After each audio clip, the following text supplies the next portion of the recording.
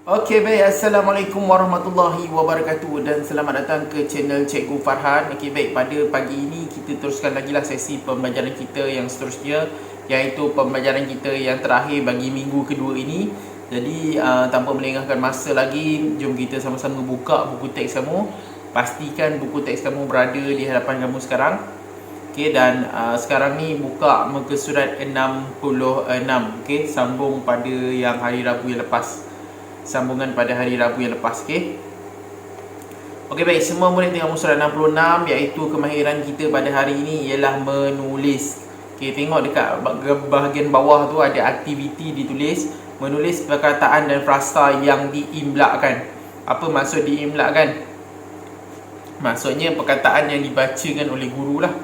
Cikgu sebut, kamu tulis tanpa tengok buku. Itu adalah maksud diimlakkan. Cikgu sebut, contohnya binatang, kamu pun eja binatang tu, sama ada betul ataupun salah. Itu sebenarnya kaedah imlak lah.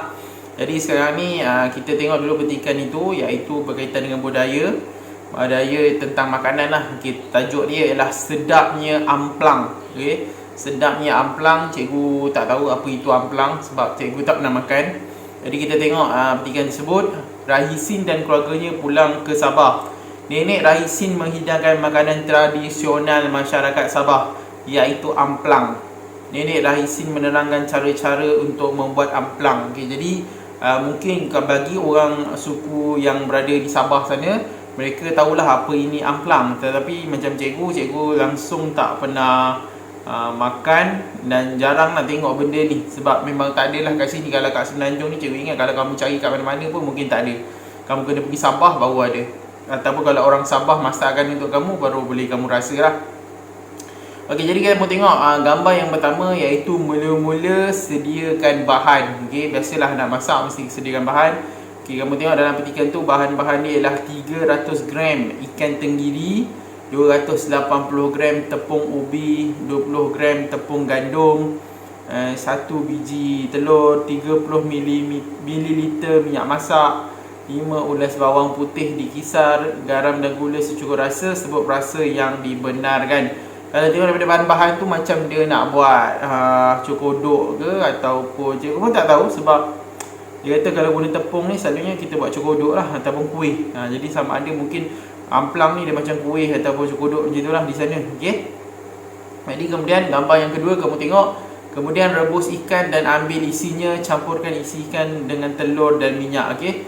Mula-mula ambil ikan yang dah dipotong tu, kita dah siang ikan tu, dah buang perut dia semua kan. Kita ambil isi dia sahaja, kemudian kita rebus. Okey, mula-mula rebus dulu ikan tu bagi masak. Okey, kita ambil ikan yang dah mentah-mentah, kita dah siap potong, kita rebus dulu bagi masak, kemudian kita ambil isinya sahaja, tulang dia kita buang lah.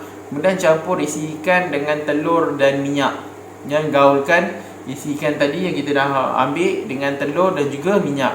Kemudian gambar kat bawah tu, gaulkan bahan tersebut dengan air, tepung gandum dan tepung ubi.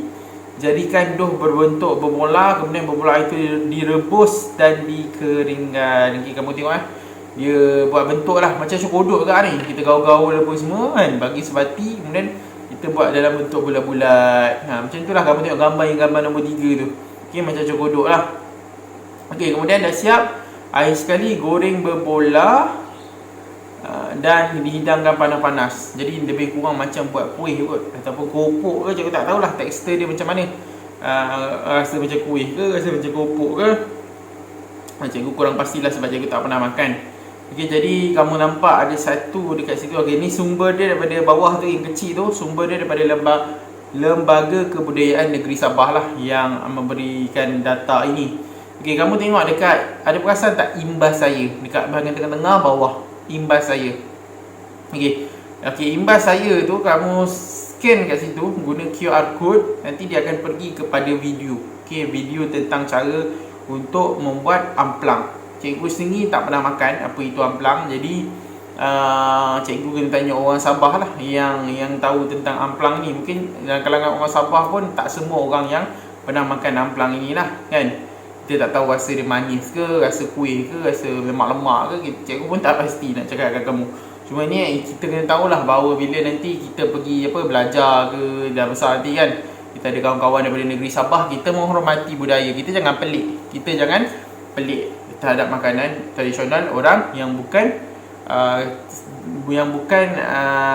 bukan sebudaya dengan kita lah. Kita kena menghormati lah.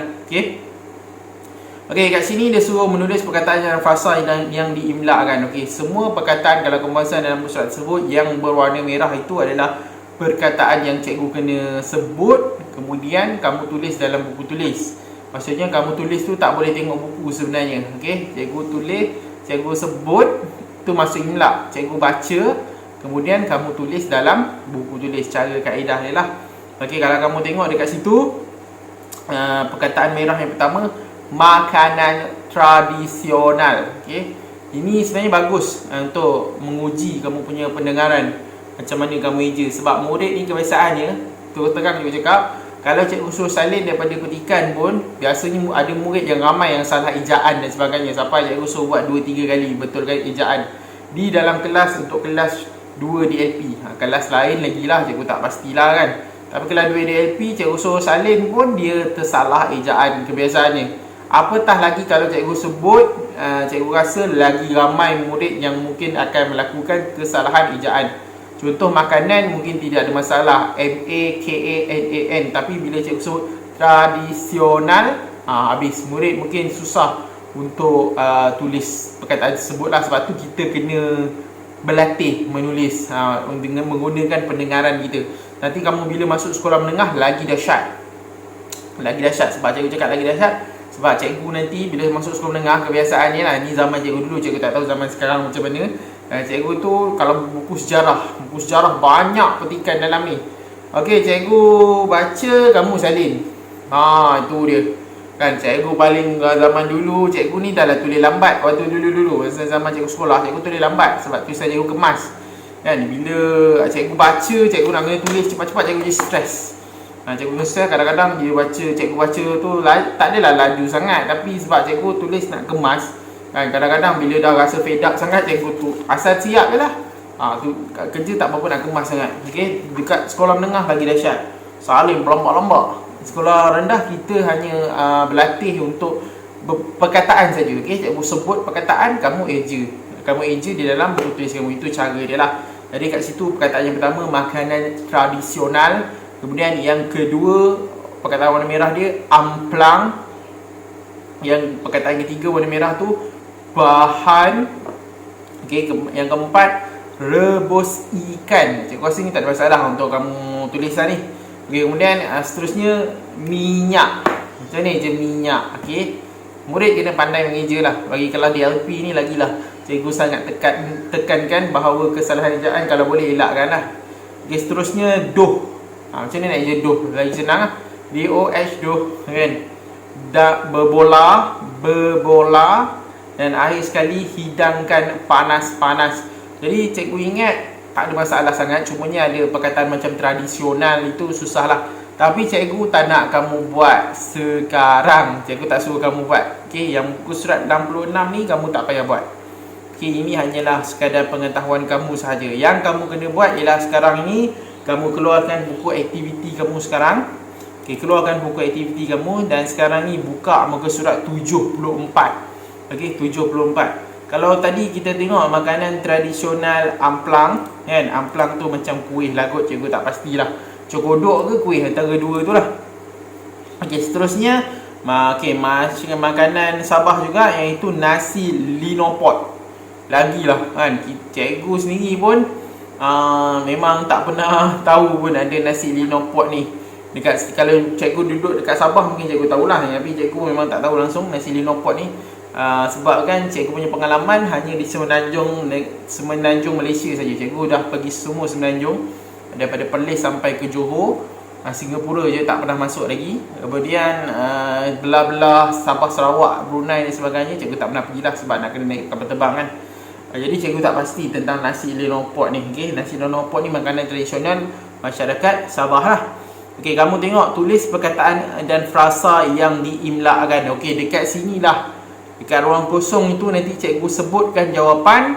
kamu akan tulis jawapan yang cikgu sebut ni di dalam buku. Jadi kamu kena dengar betul-betul dan tengok video ni, okey? Okey, Nenek, bagaimanakah cara memasak nasi linopot ini? Okey, Nenek pun jawab, caranya begini, Julaihi. Okey. Okey, kamu tengok dekat atas tu ada imbas saya. Perasan tak? Ini cuma secret ni, kan? Secret dia letak. Imbas saya tu, kamu ambil telefon kan? Kamu pergi kat QR code, kamu pergi imbas tu, dia akan keluar video tentang macam mana nak buat nasi linopot ni. Okey, dia tengok video cikgu, tak nak selitkan dalam video cikgu sebab nanti jadi panjang. Kalau video cikgu terlampau panjang sangat, data yang dia makan data banyak tau buat rakaman video ni. Kemudian cikgu nak upload nanti jadi lambat. Jadi kalau boleh video cikgu tak nak lebih daripada 15 minit lah. Itu sebenarnya cikgu tak selitkan banyak video dalam video YouTube cikgu ni sebab nanti bila cikgu nak upload jadi masalah. Okey, jadi lambat dan berat. Okey, seterusnya, okey, sedia semua. Kalau boleh ada buku aktiviti masing-masing kat hadapan kamu sekarang, keluarkan, ambil pensel, sedia, okey. Cikgu akan sebut 2 kali, lepas tu cikgu akan pergi pada yang seterusnya. Okey, gambar yang pertama, bahan yang diperlukan ialah ubi keledek, ubi kayu atau ubi keladi, daun terap dan beras. Okay, cikgu ulang sekali lagi. Bahan yang diperlukan ialah ubi keledek, ubi kayu atau ubi keladi, daun terap dan beras. Okey, kamu eja macam mana nak eja beras itu. Eja betul-betul, jangan salah. Okey, kemudian kita pergi kepada gambar yang kedua, jawapan yang kedua. Okey, kita tengok. Cikgu sebut, kamu tulis jawapan tu. Inilah cara imla. Okey. Masak nasi bersama dengan ubi yang telah dipotong. Okay, cikgu ulang sekali lagi. Masak nasi bersama dengan ubi yang telah dipotong. Macam mana nak eja potong tu? Jangan ada kesalahan lah. Fikir macam mana O-P-O, macam mana tu lah. Okay, kemudian gambar yang ketiga. Okay, sedia? Cikgu nak semua murid sedia. Okey, setelah nasi dan ubi masak, lenyekkan nasi dan ubi tersebut. Kemudian bungkus nasi linopot dengan daun terap. Cikgu ulang sekali lagi jawapan dia. Setelah nasi dan ubi masak, lenyekkan nasi dan ubi tersebut. Kemudian bungkus nasi linopot dengan daun terap. Jadi macam mana kamu nak eja bungkus? Okey, eja betul-betul, jangan salah. Kus, dengar tu, bukan kus. Kus. Okey. Seterusnya gambar yang keempat. Okey, gambar yang keempat. Ni banyak sikit ruangan jawapan dia. Jadi sedia semua betul-betul. Okey, hidangkan nasi linopot bersama dengan ikan goreng. Ulang sekali lagi, ikan goreng. Yang kedua, sambal. Yang ketiga, telur rebus. Dan akhir sekali, nasi pula silap. Dan ikan kering. Okey, cikgu ulang sekali lagi. Yang pertama, ikan goreng. Yang kedua, sambal. Yang ketiga, telur rebus. Dan yang terakhir sekali, ikan kering. Jadi kamu eja betul-betul, jangan ada kesalahan ejaan. Cikgu sebut dengan jelas dah tadi. Cikgu harap dalam video ni pun kamu dengar agak jelas lah kan. Cikgu selalu kalau cikgu upload video, cikgu akan tengok banyak kali, berulang kali, sama ada sebutan cikgu jelas ataupun tidak, ataupun ada kesalahan ataupun tidak. Cikgu rasa sepanjang cikgu tengok video cikgu memang tak ada masalah langsung. Cumanya kamu kena bagi perhatian terhadap apa yang cikgu nak cakap kan. Sebab cikgu cakap laju sebenarnya. Cikgu tak suka buang masa cakap panjang-panjang kan. Ada orang dia suka cakap perlahan. Bila dia cakap perlahan, dia akan ambil masa yang panjang. Cikgu jenis cakap laju, pam. cepat cakap, cepat siap, cepat hantar, kita boleh rehat, kita boleh relax, kita boleh buat kerja lain dan sebagainya. Itu cara kaedah cikgu lah. Cikgu nak kita buat kerja dengan pantas. Sebab tu cikgu cakap ni memang agak pantas berbanding kalau cikgu ajar slow-slow. Boleh cikgu ajar slow-slow, kalau kelas belakang cikgu akan cakap perlahan-lahan lah, nak bagi faham. Bagi kelas depan cikgu cakap laju-laju sahaja. Okey, cikgu ingat sampai di sini saja untuk video kali ini. Jangan lupa subscribe channel cikgu ni dan kamu nantikan video pada minggu hadapan. Assalamualaikum dan selamat pagi. Jumpa lagi pada kelas yang seterusnya. Bye.